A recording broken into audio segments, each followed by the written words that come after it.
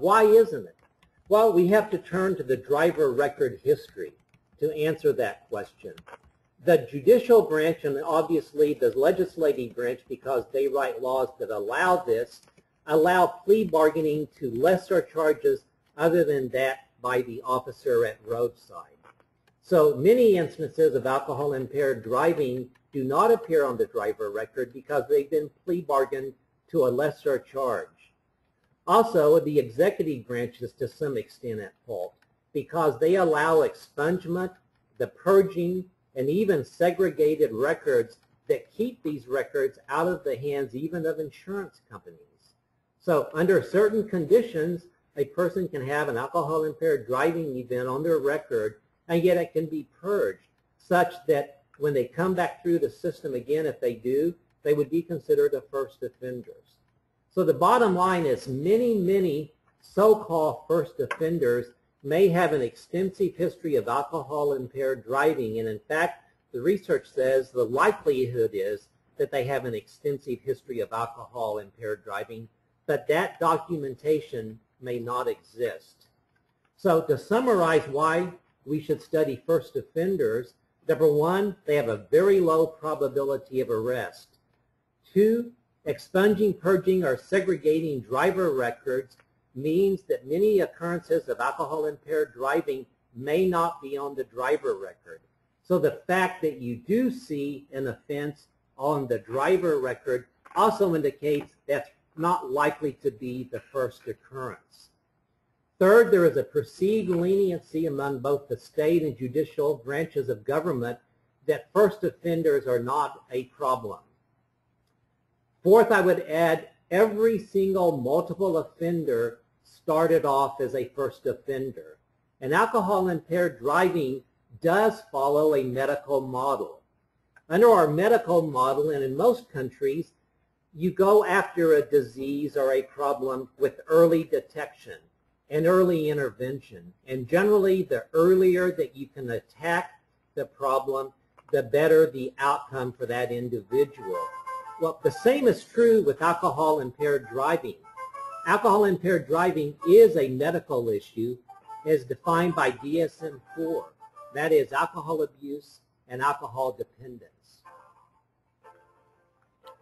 If I can ask everyone again if they could put their phones on mute and not on hold. If you can put the phone on mute and not on hold so we can finish going through the presentation. Thank you. Okay, so let's look at the questions that we're going to answer today. Number one, of course, in the title of the seminar, should first offenders be required to enroll in an ignition interlock license restriction program? Second, should convictions be used to determine that enrollment? And also our nation's public health policy. I repeat that again. Should convictions be used to determine enrollment in an interlock program? And should convictions be used to set public health policy? Third question we're going to answer today is, does the time between alcohol-impaired driving events have an effect on the risk of recidivating? You know that the National Highway Traffic Safety Administration has even written into law, many times has defined a driver, alcohol-impaired driver, as having to have a number of occurrences within a finite set of time. 2 occurrences within 7 years in order for sanctions to kick in, or 3 lifetime in order for sanctions to kick in. And I'll address this a little bit later, but it brings up the question, is that a policy based on empirical evidence? And there was a reason why NHTSA came up with this many years ago, and that was because, you know, prior to the technology boom, the executive branch had difficulty storing driver records over a very long period of time. They did not have computers like we do today, and it made sense to limit how long an NBA or DMV had to store the record. That no longer under today's technology makes sense, but it's time to reevaluate, should we have a time limit when we get a repeat offender as a function of time. And finally, we're going to answer the question, are first offenders as dangerous as multiple offenders? and those drivers with high BACs. As I said earlier, these studies were conducted in Maryland as secondary and tertiary analyses of our 3 randomized controlled trials. And in Maryland, there are 2 types of sanctions for an alcohol-impaired driver. The first are administrative penalties, that is, administrative per se. This means that an officer at roadside that finds that a driver has blown above the legal limit can immediately suspend the driver's license on the spot. Now, the driver has to have due process, so the driver in most states has 30 days to challenge the stop or the fact that they were not driving or other considerations, and it is possible for that to be overruled, but it's a rare event. Currently, 41 states and the District of Columbia authorize administrative per se. Administrative per se has been researched and replicated in many, many states and has been found to be highly effective deterrent.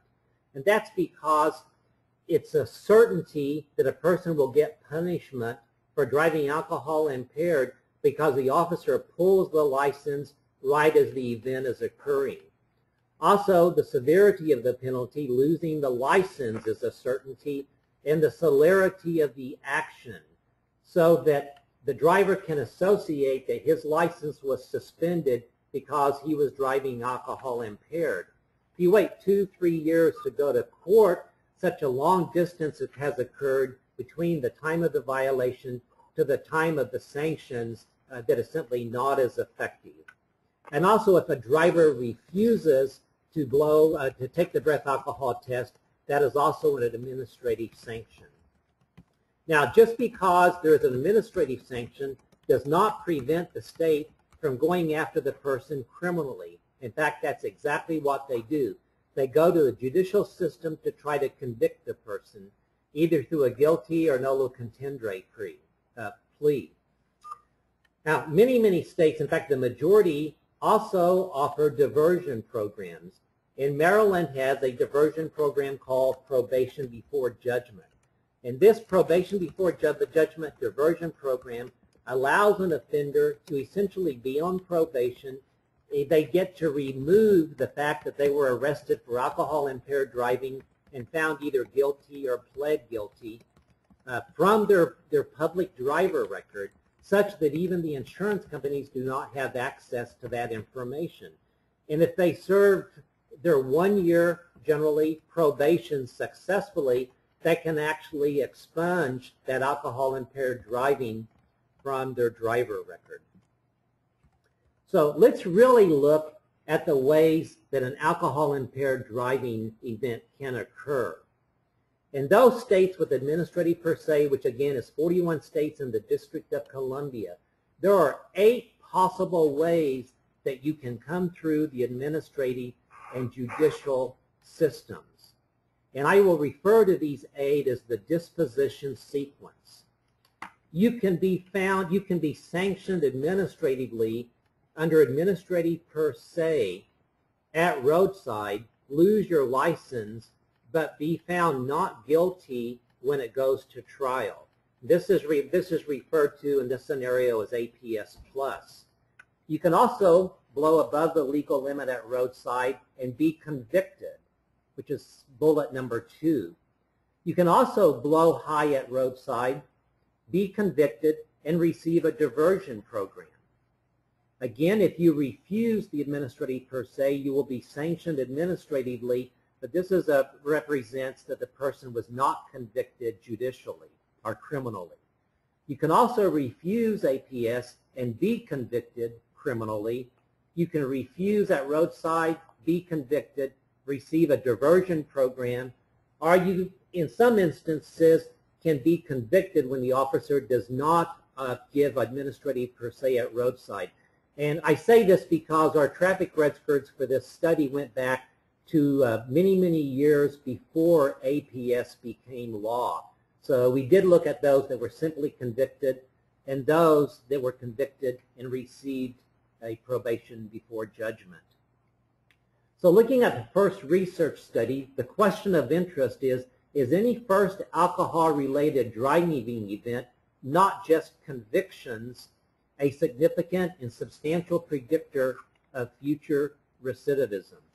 I want to go back to the 8 possible combinations of how you can come through the system administratively and judicially. Public policy right now in the judicial system only looks at conviction in terms of alcohol-impaired driving. So if you look at alcohol-impaired driving in the state of Maryland, they only include 3 of the 8 ways that you can drive alcohol-impaired above the legal limit in Maryland. So we are underestimating what the true problem is. And to me and Tom, that did not make sense, because all 8 of these, there is evidence that the driver was driving above the legal limit of alcohol.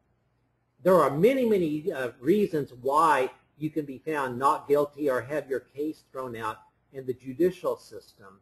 And I suggest that public policy should not be based on the judicial system or conviction, but should be based on the executive branch, including administrative per se.